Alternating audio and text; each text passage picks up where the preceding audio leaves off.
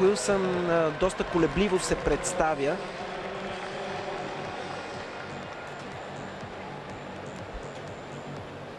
Алекс Хейдък Уилсън влиза на мястото на Карл Залевски, който трябваше да стартира тук.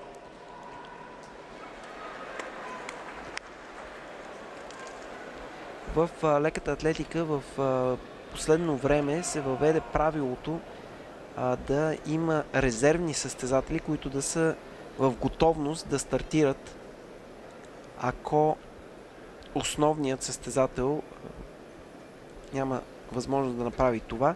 Така видяхме класирането на Дача и на Нилсен за финала на 100 метра. Много добре стартира Лимарвин Бонивасия в типичния му стил на бягане в първите метри. Добре се справя и Жил Бирон за момента.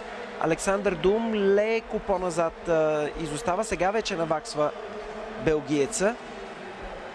Не би трябвало да има проблеми за Дум тук. По-скоро ми се струва, че битката, въпреки че са близко, битката ще бъде за второто място и евентуално за класиране по време. Но виждаме, че Бонивасия е много близо до Дум.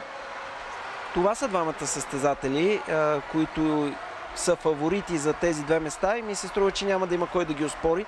Въпреки трудните последни метри за Бонивасия, 40 и... да, добре, хубаво, около 45